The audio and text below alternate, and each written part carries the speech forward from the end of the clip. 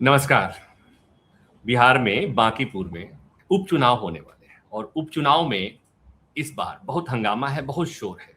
हंगामा और शोर इसलिए कि कहा जा रहा है कि जनसुराज पार्टी दमखम के साथ इस चुनाव में उतरने वाली है और जनसुराज ही नहीं उतरने वाली है। जनसुराज के सर्वे सर्वा प्रशांत किशोर वहां से चुनाव लड़ने वाले हैं, ऐसी खबर है।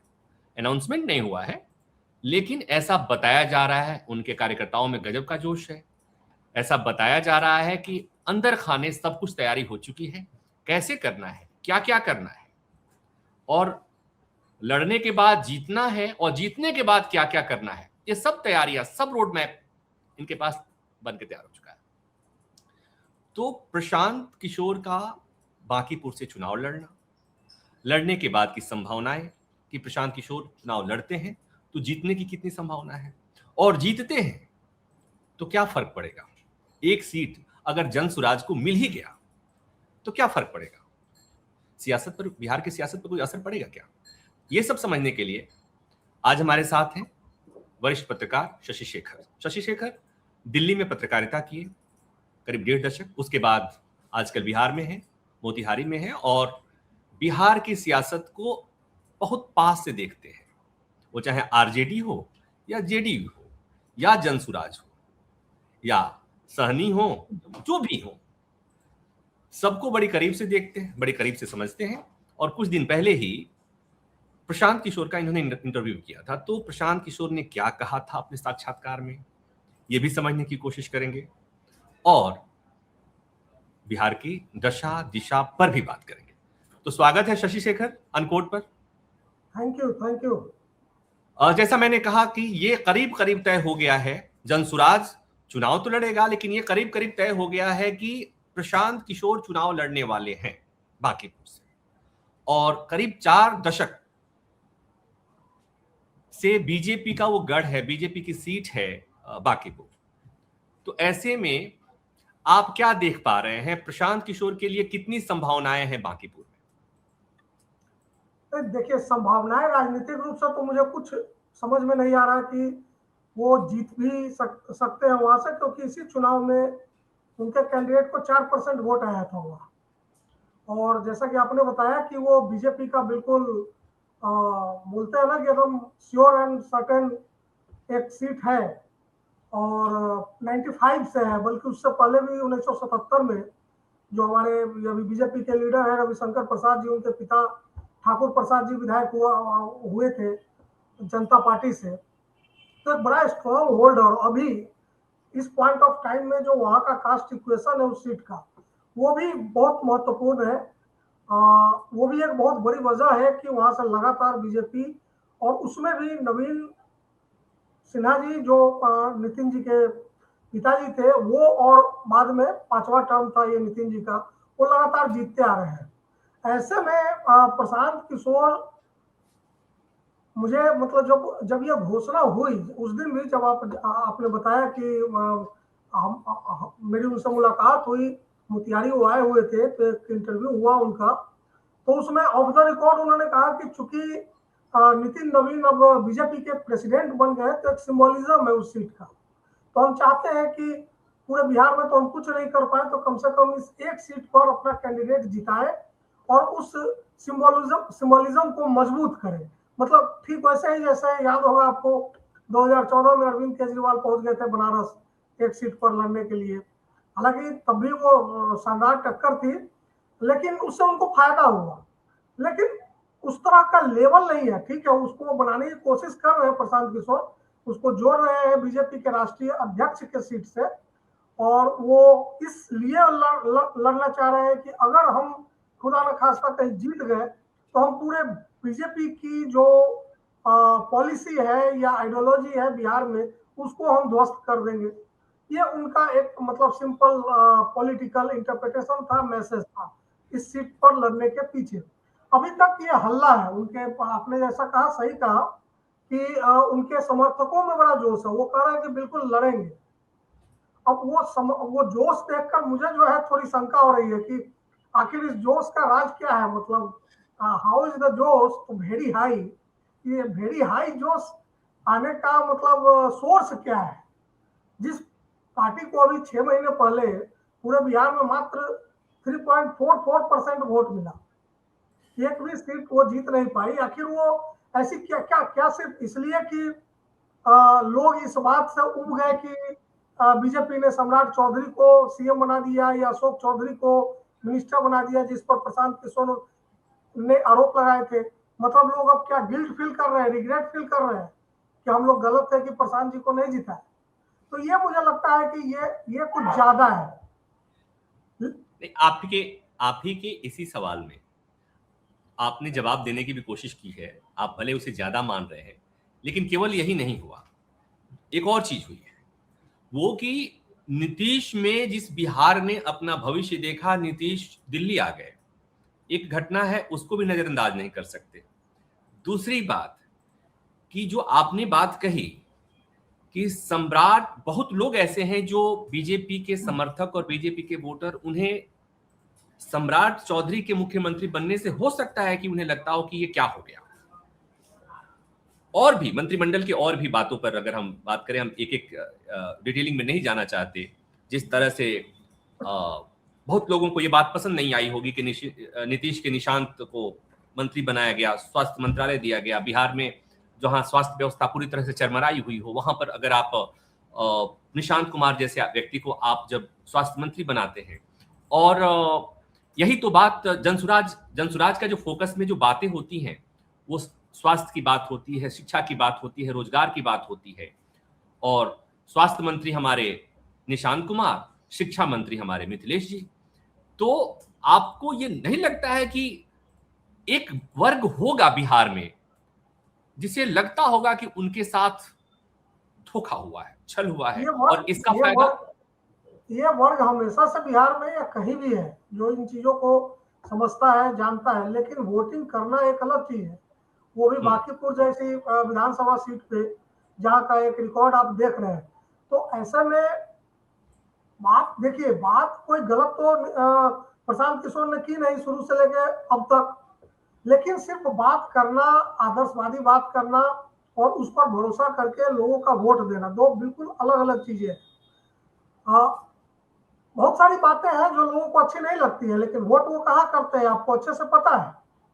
नहीं शशि, यही एक चीज और यहां रोकूंगा मैं। आपने कहा ये बांकीपुर है, और मैं इसीलिए कह रहा हूं कि ये बांकीपुर है, ये पूरा बिहार नहीं है, ये बांकीपुर है। और ये बांकीपुर वो बांकीपुर है जहां के मतदाता बाकी राज्यों के अपेक्षा ज्यादा पढ़े लिखे, बिल्कुल मैं वही कह रहा हूँ। हालांकि देखिए, नितिन नवीन या उनके पिताजी का जो एक ट्रैक रिकॉर्ड है वो अपना भी है, पार्टी से अलग भी है, कि इनकी अपनी पर्सनल इमेज जो है वो बड़ी अच्छी, साफ सुथरी, ईमानदार नेता की रही है, इनके पिताजी की भी और इनकी भी। तो और दूसरा, एक कास्ट इक्वेशन जो है वो बड़ा तगड़ा है वहां पे, उसके ऊपर पार्टी का सिंबल है। तो ये सब कुछ मिलकर के एक बड़ा अच्छा इक्वेशन वहां पे बीजेपी के लिए बनता रहा है उस सीट के लिए। तो कुछ सीटें होती है, जैसे बेल्लारी हो, आपको रायबरेली हो, अमेठी हो, चिकमंगलुरु हो, मतलब कुछ सीटें भारतीय राजनीति में ऐसी रही है जहां पे किसी एक व्यक्ति या एक दल का बड़ा कब्जा रहा है। कभी कभी वो टूटता भी रहा है। कई लोग ये अभी इस वक्त भी कह रहे हैं कि बांकीपुर अमेठी न बन जाए, बांकीपुर ये न बन जाए। तो देखते हैं, लेकिन अभी जो हम लोग डिबेट कर रहे हैं ये अभी पहला हिस्सा है। जो मुझे लगता है कि चुनाव लड़िए, चुनाव लड़ना आपका अधिकार है, आप लड़िए। और आपने प्रशांत किशोर ने बिल्कुल क्लियर एंड लाउड मैसेज, मतलब एक आधार बनाया है चुनाव लड़ने का, कि चलिए हम हार गए कोई बात नहीं, लेकिन अगर इस एक सीट पे हम जीत गए तो हम मान लेंगे कि हमने पूरे भाजपा को हरा दिया, क्योंकि फिलहाल वहां के जो विधायक थे नितिन नवीन, वो भाजपा के राष्ट्रीय अध्यक्ष है। तो एक प्रतीकात्मक संदेश वो बिहार को देना चाह रहे हैं और जनता से भी लेना चाह रहे हैं कि जनता ने अगर उन्हें जिता दिया तो वो ये मान लेंगे कि जनता का मूड कुछ और था। लेकिन जैसा कि प्रशांत किशोर ने आरोप लगाया और सुप्रीम कोर्ट तक गए, आपको पता है 10,000 रुपए वाली बात को लेकर के उनकी याचिका खारिज हो गई, वो आज भी कह रहे हैं इस बात को। तो ये अच्छी बात है कि वो अपने मुद्दे पे, अपने स्टैंड पे आज भी कायम है। लेकिन घूम फिर कर मुद्दा वही आता है कि क्या प्रशांत किशोर जीतेंगे, वहां से जीत सकते हैं? तो जो राजनीतिक समीकरण है वो बिल्कुल नहीं है उनके जीतने के लायक। जब वो 243 सीटों में से जब उनके पास मौका था एक सबसे सुरक्षित सीट चुन लेने का, वो नहीं चुन पाए। तो इस वक्त अगर वो उपचुनाव में जाते हैं बांकीपुर और लड़ते हैं, तो मैंने कहा कि ये जोश और ये भरोसा जो है कुछ बहुत ज्यादा है। इसकी वजह कुछ शायद और होगी। क्या हो सकती है वजह शशि? क्या वजह हो सकती है, मैं भी इस बात को बहुत डिस्क्लोज नहीं करना चाहता, लेकिन अगर मान लीजिए मतलब आपको पता है, पता और अगर नहीं है, आपको मेरा अनुमान है, मेरा एक एनालिसिस है, उसी कड़ी में एक एनालिसिस ये भी है कि मान लीजिए अगर प्रशांत किशोर वहां से जीत जाते हैं, वहां की हाँ, ये जनता मान में के चलिए, हाँ, मान मान लीजिए, लेते हैं हाँ मान कि लेते हैं कि वो प्रशांत जीत किशोर गए, जीत गए, फिर क्या? जीत गए। तो पहली बात तो यह कि वो जीत कैसे गए, और दूसरी बात यह कि जो अगर वो जीत गए तो उसके बाद क्या डिफरेंस आएगा बिहार के पॉलिटिक्स में सिर्फ एक सीट से। तो अगर वो जीत गए तो एक सीट से बहुत बड़ा डिफरेंस आएगा, ये तो मैं बहुत बिल्कुल आपको क्लियरली बता सकता हूँ। रह गई बात कि वो जीत कैसे जाएंगे, तो अब या तो जनता वाकई, जैसा कि आपने कहा कि बांकीपुर की जनता बिहार के तमाम मतदाताओं से ज्यादा पढ़ी लिखी सक्षम समझदार जनता है, तो क्या उसको रिग्रेट हो रहा है, उसको गिल्ट फील हो रहा है कि हमने एक अच्छी पार्टी को, एक अच्छे नेता को नहीं जिताया, तो आओ इसको जिता दे।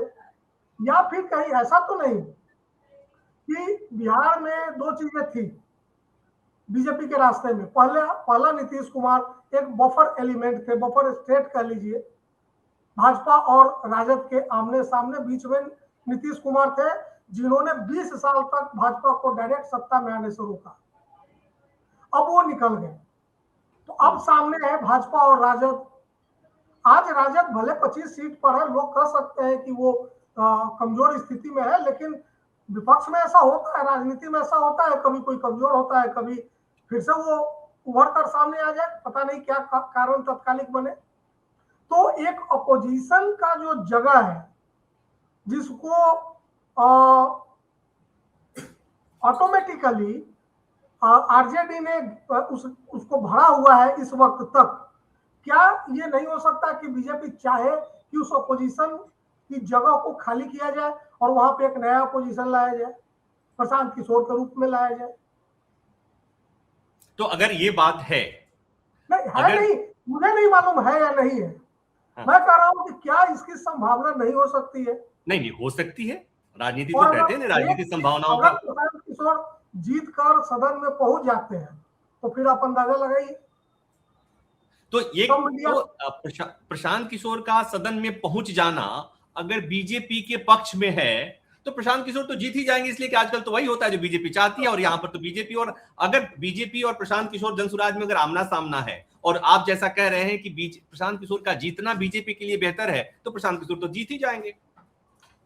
नहीं, अब मुझे नहीं मालूम जीत जाएंगे या नहीं जाएंगे, वो अब यह अंदर की राजनीति क्या है। मैं एक स्थिति पर देख रहा हूं कि अगर ऐसा होगा तो उसके निहितार्थ ये हो सकते हैं कि आपने एक बफर स्टेट, एक एलिमेंट को हटा दिया नीतीश कुमार को, और दूसरा कौन है आपके सामने? आरजेडी है, तेजस्वी यादव है, जो किसी भी सूरत में 30% वोट उनके पास लगभग रहता है। वो शुरुआत उनकी 28% 30% वोट से होती है। तो आप चाहेंगे कि भाई एक नया पोजीशन आ जाए, ये डिस्क्रेडिट हो जाए। डिस्क्रेडिट आरजेडी को या तेजस्वी यादव को डिस्क्रेडिट करने की हर संभव कोशिश तो होती रहती है, इसमें कोई बुराई नहीं है, पॉलिटिकल लड़ाई है, वो हर पार्टी एक दूसरे के खिलाफ करती है। तो क्या क्या, हाँ, लेकिन अगर मैं इमेजिन कर रहा हूं कि अगर वो बांकीपुर से जीत जाते हैं, सदन में आ जाते हैं, उस दिन सारा का सारा मीडिया, इवन बिहार का हो या दिल्ली का हो, आप लिख के रख लीजिए, उसका हेडलाइन यही होगा कि बिहार को मिला एक नया ताकतवर विपक्ष, जनसुराज और प्रशांत किशोर। ऐसा होगा, हो सकता है। तो ये एक बात बताइए, प्रशांत किशोर का की मौजूदगी, और गॉड से अगर ऐसा होता है तो, कि प्रशांत किशोर की मौजूदगी विधानसभा में अकेले, बिहार सरकार बिहारियों के लिए, बिहार के लोगों के लिए, बिहार के लोग एक सीट से, उस सीट से क्या उम्मीद कर सकते हैं, कितना उम्मीद कर सकते हैं? तो बिहार के लोग उम्मीद करें या ना करें, जन सुराज की उम्मीदें बढ़ जाएंगी, वहां से उनका कारवा चलना शुरू कर देगा। मैंने बताया ना 77 में, उससे पहले कांग्रेस और बाकी दलों का कब्जा हुआ करता था बाकीपुर पे। लेकिन आप कह रहे हैं एक सीट से क्या होगा? 84 में 2 सीटें आई थी बीजेपी को, क्या हो जाता उससे?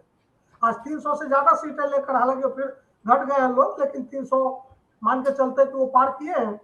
77 में ठाकुर प्रसाद जी ने बांकीपुर से खाता खोला जनता पार्टी का, बीजेपी का, जनसंघ का। तो आज देखिए 35 साल से उस सीट पे बीजेपी का राज है। तो एक सीट अगर मिल जाए, रामविलास पासवान जी का बंगला जनपथ वाला खाली हो रहा था, राज्यसभा जाने की स्थिति नहीं थी, लालू जी ने उनको राज्यसभा भेज दिया। उस एक राज्यसभा सीट मिलने के बाद लोजपा का क्या 360 डिग्री चेंज हुआ देखिए। 100% स्ट्राइक रेट होता है लोकसभा में, इस बार तो विधानसभा में भी बड़ा शानदार स्ट्राइक रेट रहा। तो एक सीट मिल जाने का अर्थ यह है कि जनता को जो मिलेगा मिलेगा, वो आगे की बात है। लेकिन प्रशांत किशोर की उम्मीदों को पंख मिल जाएगा, संजीवनी मिल जाएगी उनकी पार्टी को, और वो 1 से 11, 51 और 100 तक पहुंचते फिर वक्त नहीं लगेगा। लेकिन जो सबसे बड़ी चीज होगी कि इस बीच आरजेडी जो अब तक एक मुख्य विपक्ष की भूमिका में थी, उसको दिक्कत हो सकती है। हाँ, अब थोड़ा सा क्या फर्क पड़ेगा वो हमने बात कर लिया, और इसीलिए शायद जनसुराज अपना सब कुछ लगा देने वाला है इस चुनाव में, बांकीपुर में। इसलिए कि जो आप गिना रहे हैं, उनको भी पता है कि इस एक सीट से कितना बदलने वाला है। अगर इतना बदलने वाला है तो जाहिर सी बात है कि वो करो या मरो की स्थिति है। लेकिन हम थोड़ा इसके इतर बात करते हैं, पहले वाली बात पे लौटते हैं कि आपने कहा कि संभावनाएं बहुत छिड़ है, बहुत कम है। उसकी वजह क्या महज इसलिए कि इतने लंबे समय से, 35 साल से, करीब 4 दशक से वो जगह, वो सीट बीजेपी के पास है, और ऐसा भी कुछ नहीं, उनकी छवि, चाहे नितिन नवीन की छवि हो या नवीन कुमार की छवि हो, इनकी छवि इतनी बेहतर रही है। दूसरी एक और बात कि जहां का विधायक देश की, दुनिया की सबसे पॉलिटिकल पार्टी का अध्यक्ष बन गया हो, तो वहां के लोगों का तो स्वाभाविक तौर पर झुकाव होगा वो बीजेपी की तरफ हो। बिल्कुल बिल्कुल।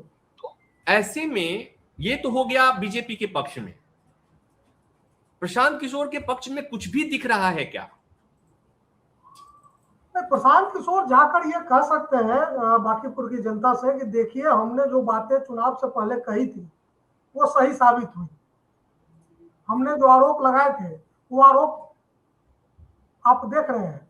मतलब कायदे से देखिए, अगर जो जितने बड़े आरोप चुनाव पूर्व इन्होंने लगाए थे, 2-2 मंत्रियों पे, कई और लोगों पे, भाजपा के बिहार प्रदेश अध्यक्ष पे जो कि अभी मंत्री है दिलीप जायसवाल, और सम्राट चौधरी जी पे भी उन्होंने बहुत आरोप लगाए थे। तो हुआ क्या, वो ये कह सकते हैं कि बीजेपी ने ये भी जरूरी नहीं समझा कि आप उन मुद्दों की जांच करवा लें।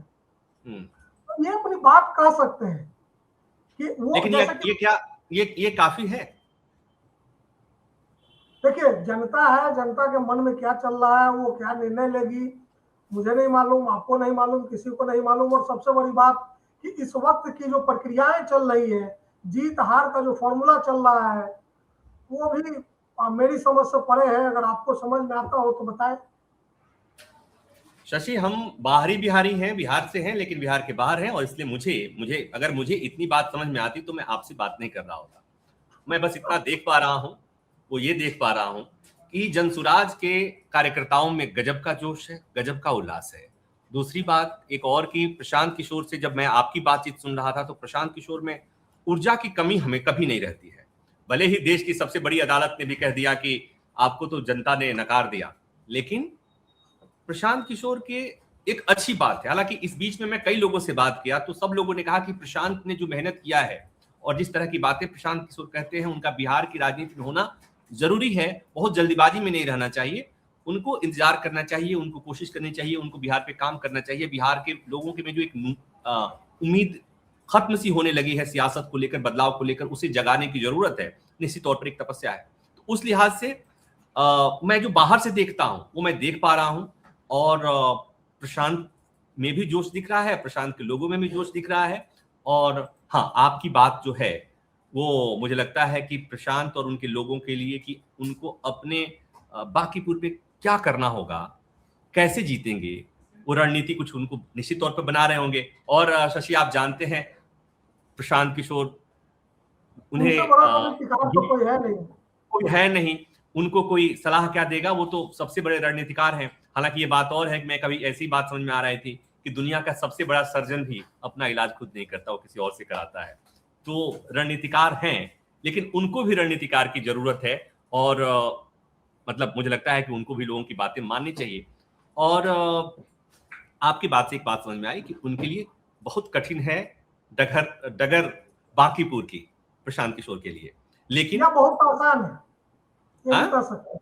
यह बहुत आसान है। ये दोनों एक साथ कैसे हो सकता है शशि? हो सकता है, या तो कैसे? बिल्कुल कठिन नहीं होगा, हो सकता है कि उनकी जमानत जब्त हो जाए, नोटा से कम वोट आए उनको, या फिर वो बहुत अच्छे मार्जिन से जीते हैं। तो और ये मतलब लोकतंत्र का, मुझे लगता है कि लोकतंत्र की खूबसूरती भी है। आपकी बात से पता है क्या बात आई मुझे? आपकी बात से बात आई, मैं इसमें से एक लाइन ले रहा हूं, वो ये कि प्रशांत किशोर का जीतना बीजेपी के लिए अच्छा होगा, और बीजेपी के लिए अच्छा होगा, और लड़ाई प्रशांत किशोर अगर लड़ते हैं तो लड़ाई प्रशांत किशोर बनाम बीजेपी होगी, ये भी करीब करीब तय है। अगला चुनाव तो जब प्रशांत किशोर का जीतना बीजेपी के लिए बेहतर होगा तो बीजेपी क्यों नहीं उन्हें जीतने देगी? तो मतलब ये कि इसी में मंत्र है कि प्रशांत किशोर फिर जीत भी जाएंगे, और प्रशांत किशोर अगर जीत जाएंगे तो उसका असर होगा वो विपक्ष, जो मुख्य विपक्षी पार्टी है आरजेडी के सेहत और अस्तित्व पर भी होगा। तो मतलब ये कि इस बांकीपुर के जीत और हार में ढेर सारी बातें, ढेर सारी संभावनाएं हैं, ढेर सारी आशंकाएं हैं। और ये बात आपसे इस छोटी सी बातचीत मुझे समझ में आ गई। हम जिस दिन प्रशांत किशोर का अनाउंसमेंट हो जाएगा, प्रशांत किशोर कहते हैं कि मैं चुनाव लड़ने जा रहा हूं, उस दिन एक बार फिर मैं आपसे कनेक्ट करूंगा, जानने समझने की कोशिश करूंगा, उस समय की स्थिति को बात करूंगा। अभी के लिए आप हमसे जुड़े, हमें इतना समय दिया, इसके लिए बहुत बहुत धन्यवाद। और अनकोट के दर्शकों के लिए कि हमारी कोशिश थी कि हम समझें बांकीपुर के मायने क्या है, इस उपचुनाव के मायने क्या है, और प्रशांत किशोर अगर वहां से खड़ा होते तो वो जीतते हैं तो उनके मायने क्या है। हालांकि सियासत में जीतना हारना, अभी जैसा शशि ने कहा कि संभावनाएं बहुत कम है, क्षीण है, लेकिन उसके बावजूद भी अगर प्रशांत किशोर अगर वहां से लड़ने का मन बना रहे हैं, मतलब कि उन्होंने कुछ अपनी रणनीति बनाई होगी, कुछ कैलकुलेशन हुआ होगा, और प्रशांत किशोर रणनीतिकार हैं, इसमें कोई दो राय नहीं। कैलकुलेशन हुआ होगा, कुछ फॉर्मुलेशन भी हुआ होगा। हाँ, इसलिए कि वो इसके लिए इसके माहिर हैं। तो ऐसी बातचीत के लिए हमारे साथ जुड़े रहिएगा, और ये बातचीत अगर हमारी पसंद आई हो तो इसे लाइक कीजिए, शेयर कीजिए। और हाँ, यूट्यूब की एक वो है, रवायत है, जब हम अपने दर्शकों से कहते हैं कि इसे सब्सक्राइब भी करना है तो सब्सक्राइब भी कर लीजिएगा। फिलहाल के लिए इतना ही, धन्यवाद और नमस्कार।